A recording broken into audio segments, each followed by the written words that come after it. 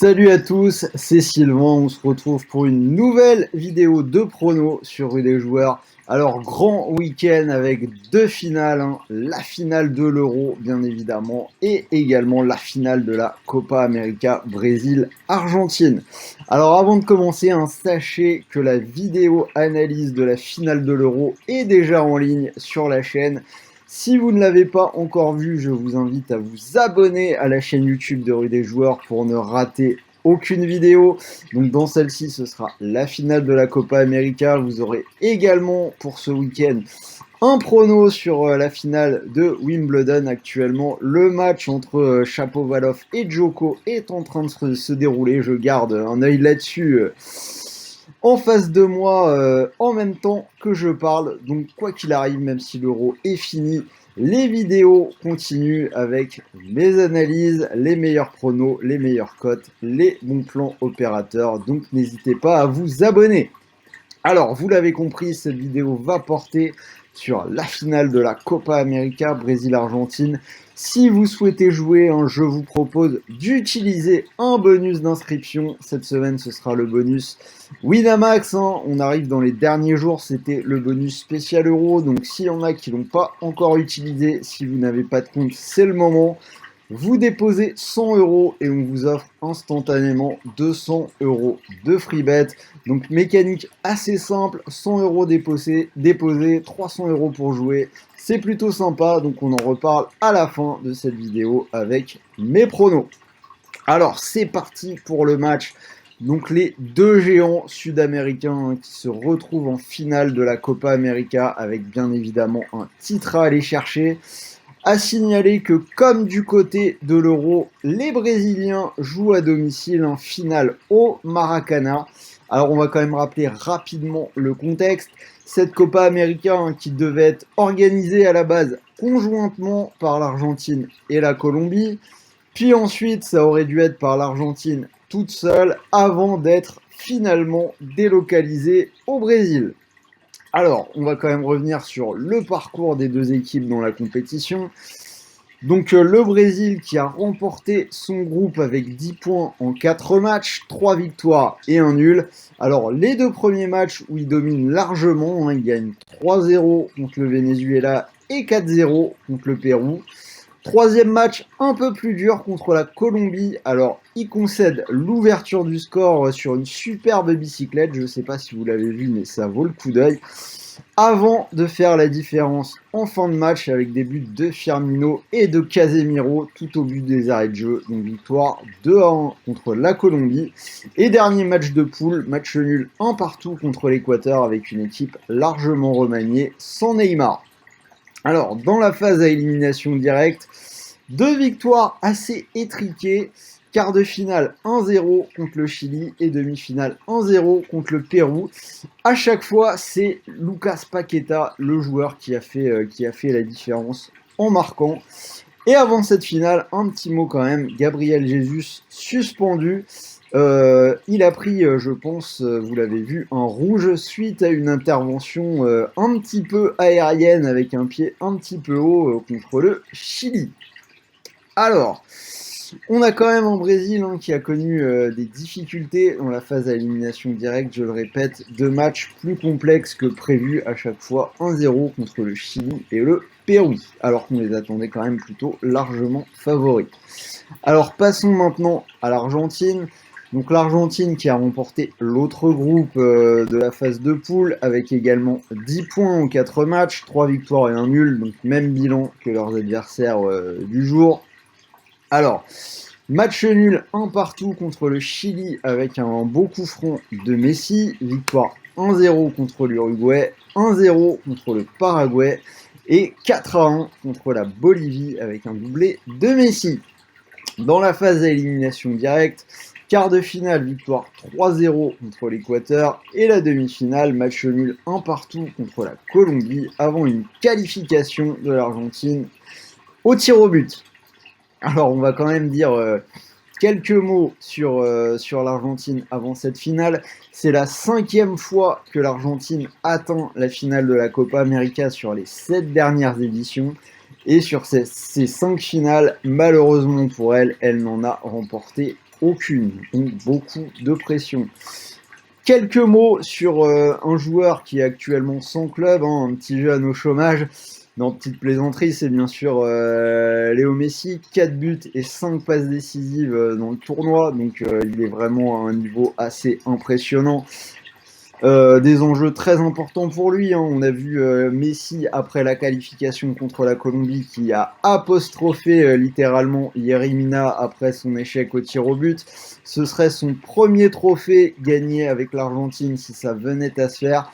Il reste pas forcément 10 000 occasions pour lui, donc mine de rien, très très important au niveau des enjeux pour Léo Messi. Mais j'ai envie de dire que c'est la même chose pour Neymar. Neymar qui a remporté pas grand-chose au final avec la sélection brésilienne. Il gagne une Coupe des Confédérations en 2013 et il remporte l'or olympique à la maison en 2016. Mais à côté de ça, c'est plus dur, hein. Le Brésil avait gagné la Copa América en 2019, mais Neymar était blessé. Il faisait pas partie de l'aventure. Donc mine de rien, on a deux joueurs, deux méga stars pour qui la soirée va être particulièrement importante. Alors, on va regarder un petit peu les compos. Donc le Brésil qui devrait être en 4-2-3-1, une formation assez classique. Ederson dans les buts, une charnière centrale avec Marquinhos et Thiago Silva, l'ancienne charnière centrale du Paris Saint-Germain. Casemiro dans l'entrejeu avec Fred et une attaque avec les joueurs du championnat de France, hein, Paqueta et Neymar qui ont brillé dans les 2 derniers matchs, notamment Paqueta qui a marqué ses 2 buts. Donc qui devrait faire face au 4-3-3 argentin. Alors Argentine, hein, mine de rien, qui n'est pas si rassurante que ça derrière. On retrouve Otamendi en défense centrale, hein, mine de rien, partir dans une grande compétition avec Otamendi titulaire, c'est pas forcément hyper rassurant. Mais la grande force de l'Argentine, c'est bien sûr son attaque et bien sûr devant le duo Messi-Lautaro. Donc qui ont Messi qui a été particulièrement brillant. Alors, on va passer au prono, hein, donc pas vraiment facile. On a 2 ennemis qui se connaissent très très bien, 2 équipes qui sortent de 2 demi-finales hyper serrées, et je l'ai dit, 2 équipes qui vont être sous grosse pression. Le Brésil qui est à la maison avec le président Bolsonaro, hein, qui se sert un petit peu de la compétition à des fins politiques. Le président qui, de son côté, a pronostiqué avant cette finale une victoire 5-0 pour le Brésil. Alors, je ne prétends pas être détenteur de la science infuse, mais néanmoins là-dessus, je vous conseille quand même d'écouter plutôt mon analyse que le pronostic 5-0 du président Bolsonaro. Alors donc, je le dis, hein, le Brésil à la maison sous pression, mais également l'Argentine, hein, qui va faire face aux fantômes de ces finales perdues. Donc je pense qu'avec tout ça, au final, on pourrait assister à une rencontre assez fermée.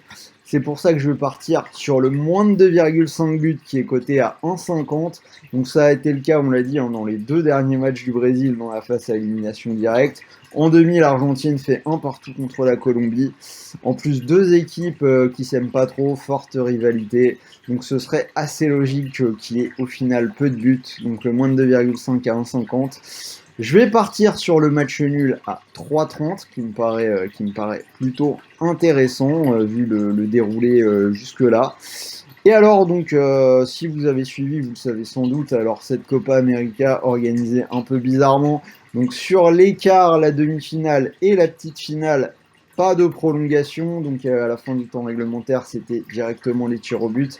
Là pour cette finale, la prolongation est de retour.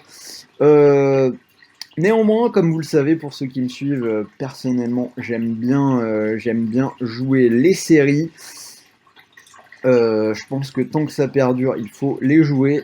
On a les Brésiliens qui ont remporté toutes les dernières éditions de la Copa América quand c'était à domicile. Ils sont quand même très solides à domicile les dernières années.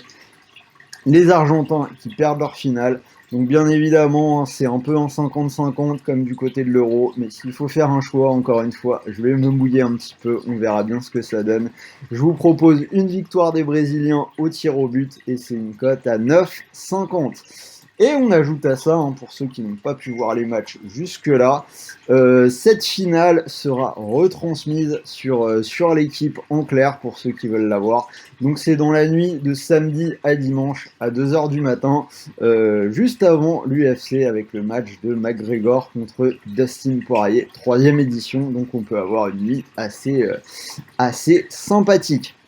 Voilà pour les paris. Alors comme je vous disais, vous pouvez utiliser le bonus d'inscription sur Wina, 100 € déposés, 300 € pour jouer.